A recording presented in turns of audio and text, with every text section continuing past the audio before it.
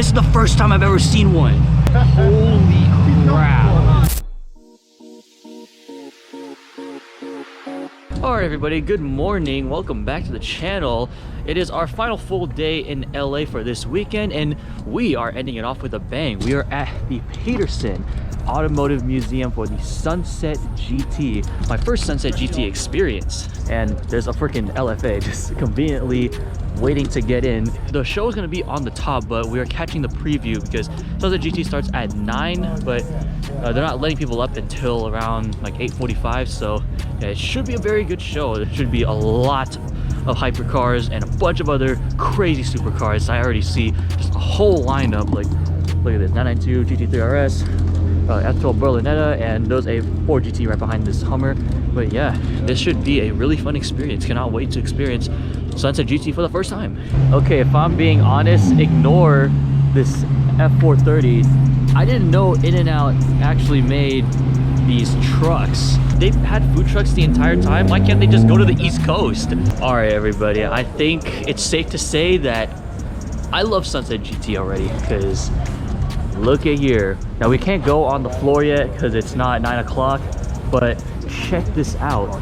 Look at the line of Bugattis. We have the Veyron Super Sport, the Chiron 300 Plus, 2 normal Chirons, both Mistrals from the rally yesterday. But look at that, we even got the Bugatti Veyron Imola front in stage right next to the Devo. And surprisingly, that is my first ever Devo. I've never seen a Devo before. Neither have I seen a Sion FKP37. All right, the floodgates have opened. Now we have floor access to Sunset GT. I mean, where do we even start? Look at all these Bugattis all lined up. And well, I specifically want to see these 3 right here. You got the McLaren Speedtail, but look at this. Pagani Huayra Imola. This is the full carbon Huayra Imola. There's only about 5 of these in the entire world. And what a spec you have on here. Right next to the Imola is the Bugatti Devo, one of 40 ever made. This is my first ever Bugatti Devo, and safe to say, this is freaking sick. I can't even fathom like the design of the Devo, what they did with the W16, the shark fin, all these crazy aero bits are all functional. This is crazy. Bugatti Devo, definitely a dream spot.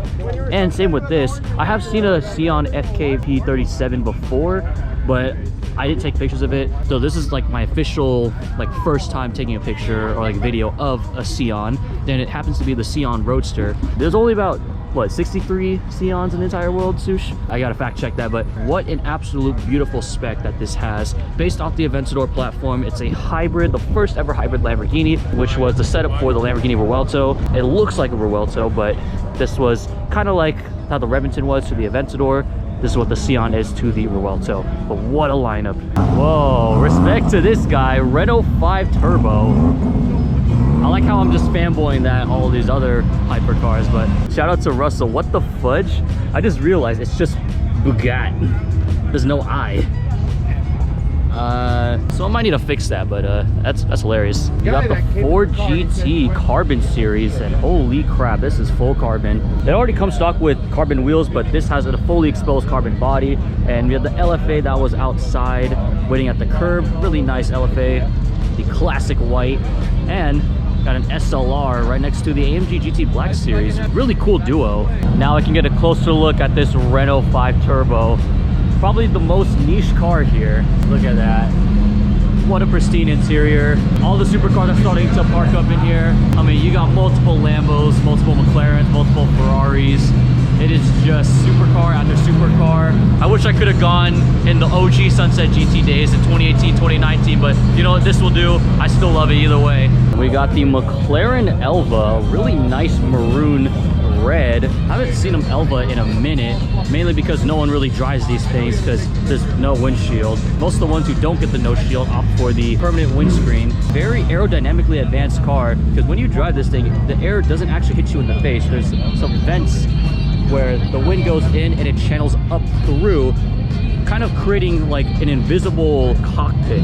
Oh wait, it's full carbon. My bad, it's not a paint, it's freaking full carbon. Wow, that's a nice touch.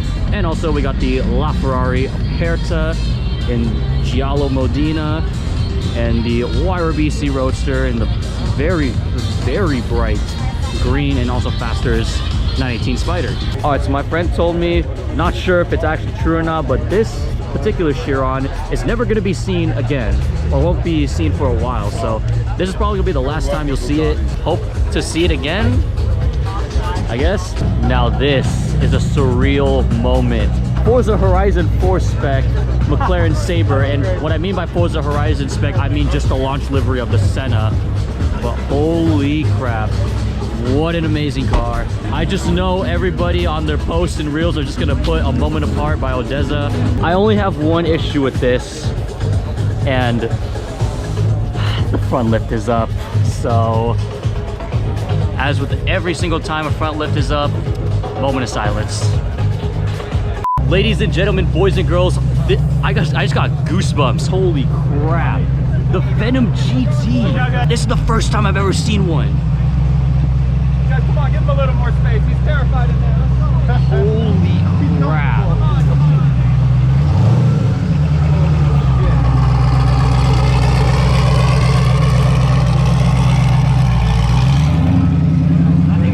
I don't think I've ever been so happy in my life. Holy crap. Dude, I saw the crowd forming and I heard dude, I don't know how many exactly. It's around like 15 in the entire world. But dude, you thought it was like what? You thought? I thought it was a Ferrari maybe. We both heard it coming down the street, but we thought it was an F5. But then once I saw the Lotus front end, I'm like, dude, that's a freaking GT. I just saw the crowd and I noticed the color and I'm like, that's a Venom GT. There's a Venom downstairs. This is such an absolute pleasure to see the Venom GT. I mean, you can already tell what this car is based off. It's based off a Lotus Elise. It's just elongated chassis with a twin turbo V8.